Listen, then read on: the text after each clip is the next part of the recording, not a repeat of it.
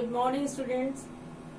आज हम करेंगे गिफिन वस्तुओं के संदर्भ में जो तटस्थ वक्र और कीमत रेखा के द्वारा साम्य स्थिति प्राप्त होती है उसके बारे में आज हम चर्चा करेंगे।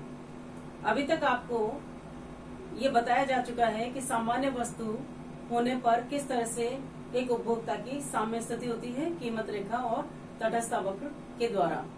आज हम गिफिन वस्तुओं के बारे में जानने का प्रयास करेंगे। गिफिन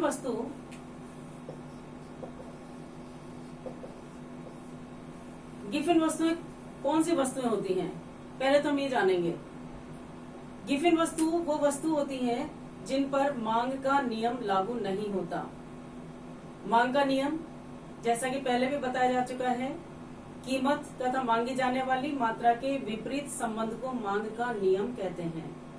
विपरीत संबंध से मतलब है जब किसी वस्तु की कीमत कम होती है तो उसे अधिक मात्रा में खरीदा जाता है, और जब किसी वस्तु की कीमत ज्यादा होती है तो उसकी कम मात्रा खरीदी जाती है। कीमत तथा मांगी जाने वाली मात्रा के विपरीत संबंध को मांग का नियम कहते हैं। ये सामान्य वस्तुओं के संदर्भ में लागू होगा, श्रेष्ठ वस्तुओं के संदर्भ में लागू हो जाएगा। लेकिन जब हम गिफिन वस्तुओं की बात करते हैं तो गिफिन वस्तुएं वे वस्तुएं होती हैं जिन पर मांग का नियम लागू नहीं होता। तो फिर क्या स्थिति होती है? तो इसमें होता है जब किसी वस्तु की कीमत कम होती है तो उसे लोग कम मात्रा में खरीदना पसंद करते हैं, और जिस वस्तु की कीमत ज्यादा होती है उसे अगर ज्यादा मात्रा में खरीदे लोग तो इससे मतलब यह है कि वह वस्तु गिफिन वस्तु है। आयरलैंड में 1845 में, आयरलैंड कंट्री का नाम है, वहां 1845 में अर्थशास्त्री थे गिफिन,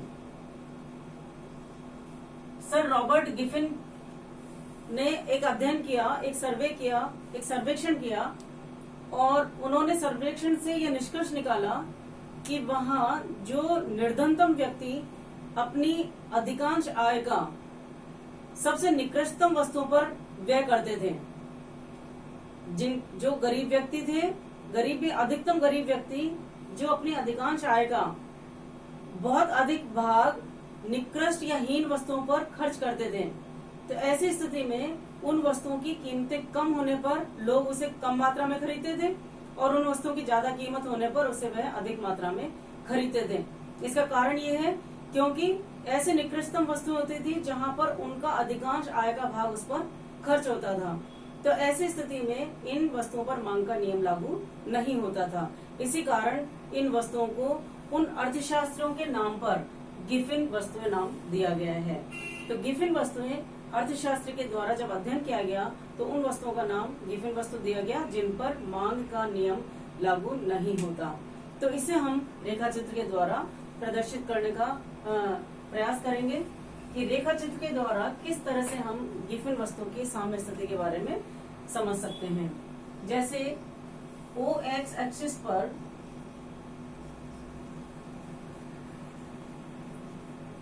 एक्स वस्तु की मांग या मात्रा,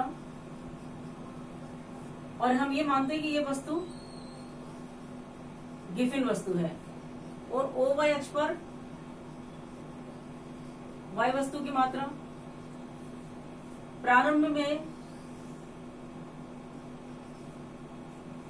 इन दोनों वस्तुओं की कीमतों के दिए हुए होने पर तथा उपभोक्ता की आय के दिए हुए होने पर MN कीमत रेखा प्राप्त होती है।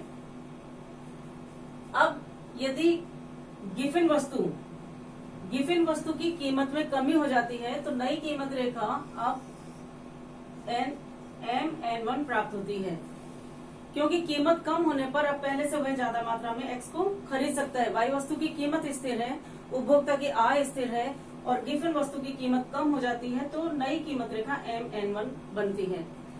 प्रारंभ में उपभोक्ता IC1 के ए बिंदु पर साम्य स्थिति में था, जहां वह जो गिफिन वस्तु है उनकी OX मात्रा और वाई वस्तु की AX मात्रा प्राप्त कर रहा था। क्योंकि साम्य शर्त यहीं पर MN कीमत रेखा के IC1 के स्पर्श बिंदु A पर साम्य शर्त के अनुसार साम्य बिंदु प्राप्त होता है, जहां वह उपभोक्ता OX मात्रा X की प्राप्त कर रहा था। लेकिन अब चूंकि गिफिन वस्तु है, इसकी कीमत कम होने से नई कीमत रेखा MN1 हो गई, तो अब उसके सामने स्थिति बी पर हो जाती है और वह IC 2 पर पहुंच जाता है, क्योंकि अब A से B पर पहुंचने का मतलब है कि उसकी स्थिति पहले से बेहतर हो गई है। बेहतर के संदर्भ में, क्योंकि वह अब ऊपर वाले तटस्थ वक्र पर शिफ्ट हो गया है।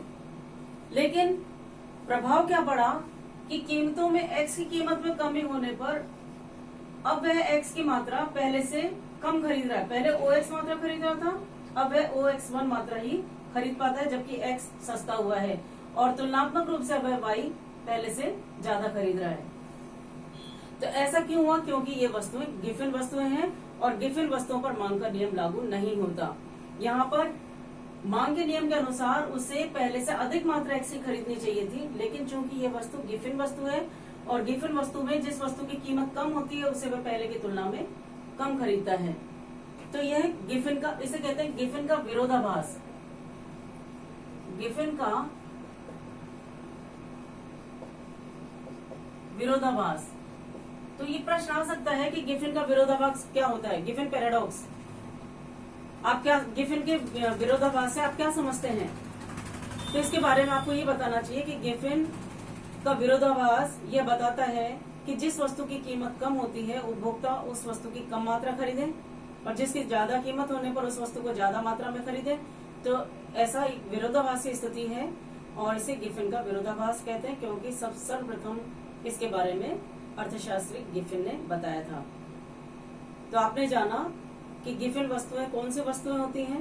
गिफिन वस्तुएं वे वस्तु हैं जिन पर मांग का नियम लागू नहीं होता और किस तरह से हम तटस्थ वक्र और कीमत रेखा के द्वारा गिफिन वस्तुओं के साम्य स्थिति को देख सकते हैं।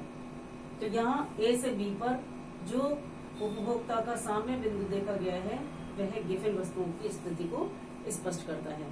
तो आज आपने जाना गिफिन पैराडॉक्स क्या है। Thank you.